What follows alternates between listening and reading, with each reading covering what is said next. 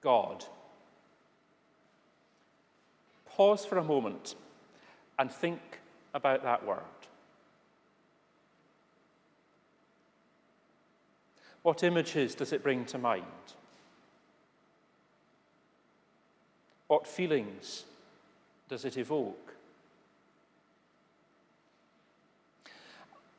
I suppose for me, the image which most readily comes to mind is the image of God, which was perhaps best expressed by Michelangelo on the ceiling of the Sistine Chapel. The long, silvery hair and beard, the stern, furrowed face, the strong arm reaching out from an opening in heaven to touch the outstretched finger of Adam. I'm sure you're all familiar with that picture. As for feelings, awe, perhaps tinged with fear, distance, majesty, I'm sure you can add many more yourselves. In our Old Testament reading, which we'll be hearing in a few minutes, we'll hear Jeremiah's words, articulating what he understood was the desire of God for the people. He said this, "No longer shall they teach one another or say to each other, 'Know the Lord,' for they shall all know me, from the least of them to the greatest." So much of the effort of the church is put into trying to teach people to know the Lord. So today I want to ask some fairly fundamental questions. Who is the Lord whom we are trying to teach people to know?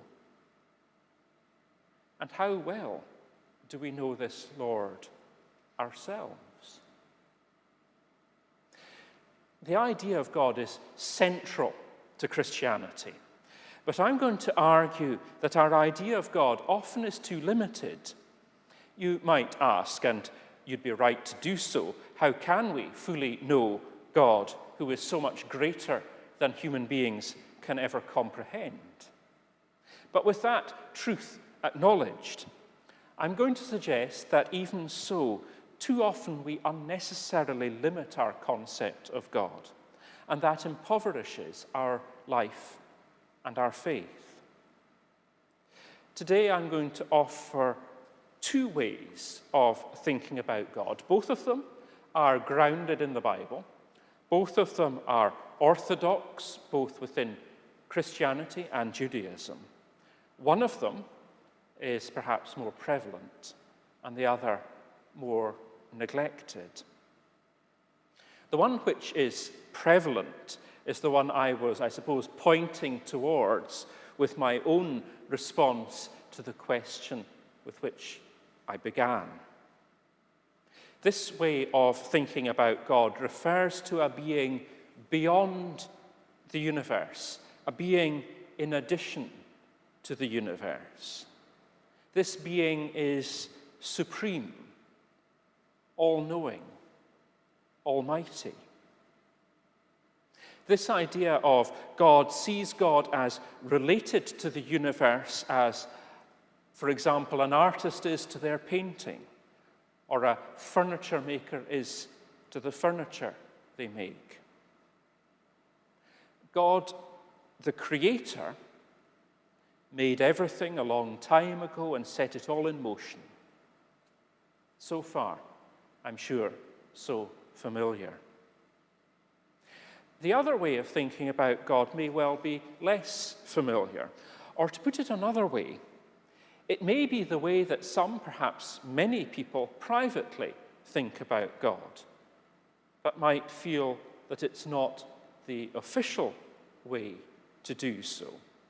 Certainly,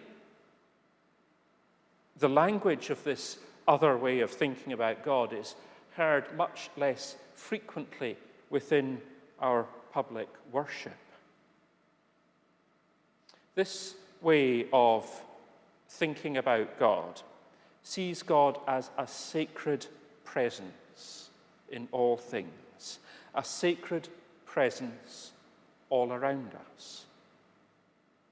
It encourages us to see the sacredness, to see God in all things.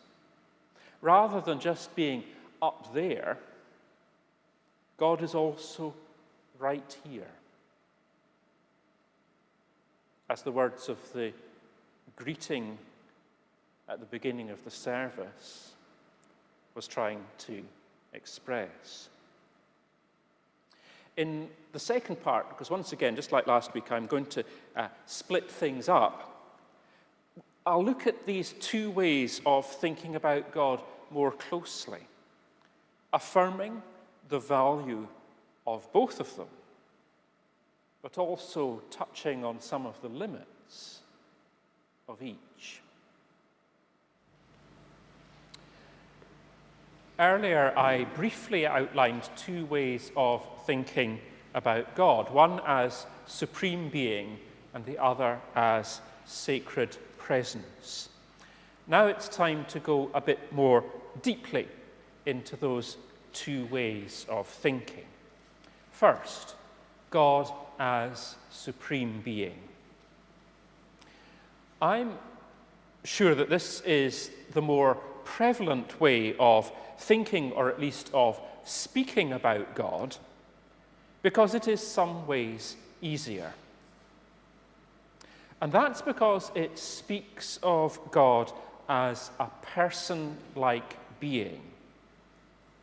We relate to one another as separate persons. I am me and you are you, and we interact in that kind of way, aware of our own identities and the identity of the other. We recognize that each of us thinks and knows and wills and feels and acts and loves and cares. And so we expect to see these same things in the person-like supreme being of God. And we do. We do see these things. This way of thinking about God emphasizes other attributes too. First, it sees God as the ultimate figure of authority who rules the universe, who makes the rules and enforces them. But this sets up a tension between the image of God as a strict judge, which we can find in the Bible, and another image of God that we might see in the Father in Jesus' story about the prodigal son, the loving parent. How do these two hold together? Second, this way of thinking about God sees God as interventionist. Being separate from the universe, this is the only way that God can act within it. So we speak of God sending his Son.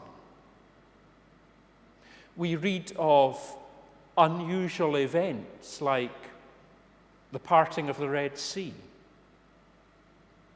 And following biblical models, we pray to God asking for intervention, for God to do something, to make things better.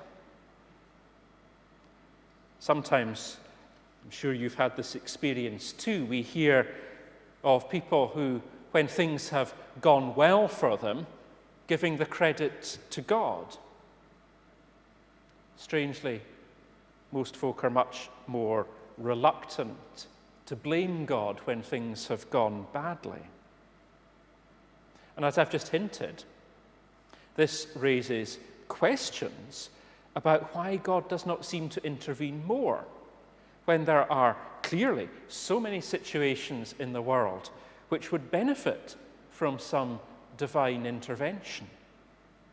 Why doesn't God stop more wars and cure more diseases? Third, this way of thinking about God traditionally sees God as male. We use words like Father, Lord, and King. We rarely say mother, or lady, or queen. We often say he and his and him. Now, I try hard not to do so, but it's difficult to avoid gendered pronouns altogether. You may think this is just a small point, but male gendered language reinforces the patriarchy, and it presents an image of God which more and more people find hard to accept. Finally, this way of thinking about God presents God as real. You may think we'd all want to affirm that, but we need to recognize that this leads to questions over God's existence. The problem is no one, despite vigorous efforts, has ever come up with a watertight proof either for the existence of God or for the non-existence of God. Last week, we were talking about belief and opening up different ways of understanding belief. The idea of belief as accepting a statement to be true, an idea whose inadequacies I tried to explain, relates to this. The statement, God is a real person-like being who exists outside the universe and occasionally intervenes in it, is a statement which would be accepted as true by many Christians, but it is rejected as false by atheists. This, in a funny kind of way, is the God that atheists don't believe in. Atheism, of course, being a faith position. Now, for a moment, I'm not for a moment going to suggest that we become like the atheists and reject this understanding of God. What I'm going to suggest is that we try to expand our understanding of God, to complement it with a different way of thinking, a way which perhaps makes the idea of God rather harder to reject altogether.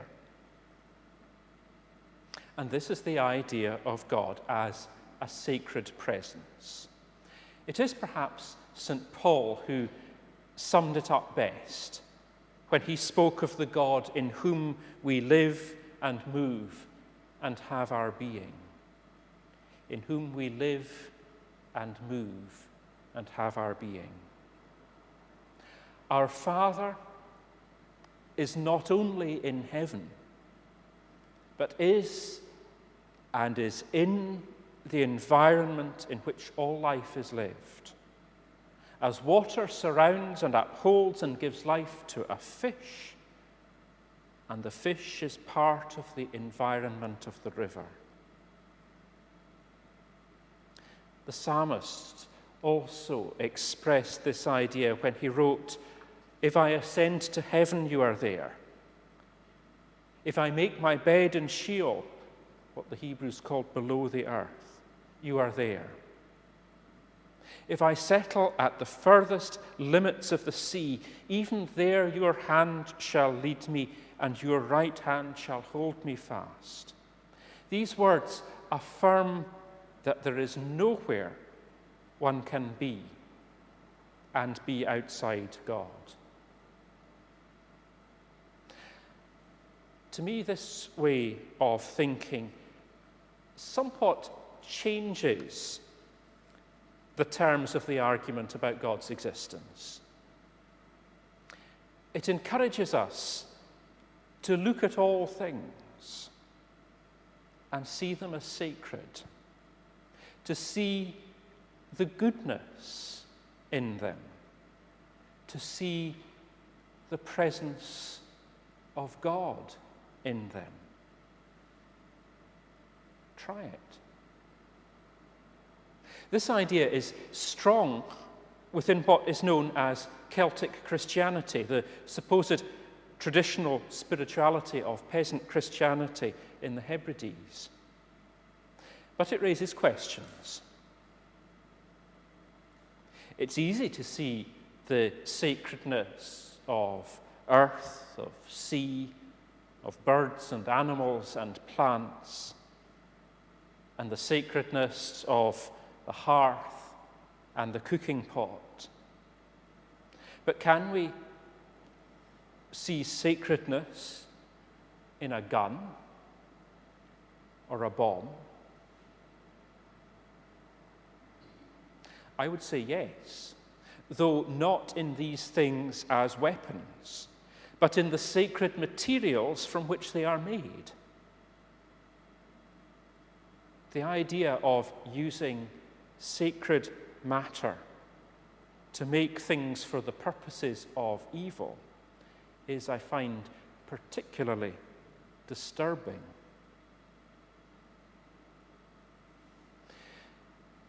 Seeing God as constant sacred presence gives us a different way of thinking about creation. A wee illustration for you. I made this table lectern. I cut the wood, I planed and sanded it, glued it together and polished it. And at that point I stopped making it because it was done. I may intervene at some point and polish it again. I don't know. But essentially, making this, as whenever any of us makes anything, is a process with a beginning and an end. And that's one way of thinking about creation, and by extension about God as creator. Namely, that at some point in time, a long, long time ago, God made everything, and that was that. All done, the earth, the sea, the stars, every living thing, the lot. After which the universe just kind of got on with it, doing what the universe does. But if we think of God as that in which everything is, in which the living live and move, in which all things have their being, then creation is constant and endless. If God ceased creating, everything would cease to be. Divine creation, unlike the act of human making, is about the universe's dependence, complete dependence on God. So what about the idea of intervention? Well, that changes too. The idea of an interventionist God relies on the idea of God not being here, but occasionally popping by to do something. But if we think of God as intimately present, the idea of intervention doesn't really work. Rather, God is seen in every moment, every interaction, every atom, every pulse of energy.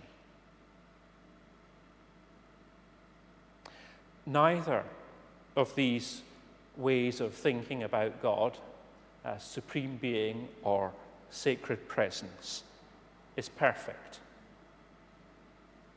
They can't be. Neither can answer all possible questions about God. Neither should one replace the other. Even as we affirm that God is in everything, so also can we affirm that God is more than everything. God is in everything, but God is also beyond everything.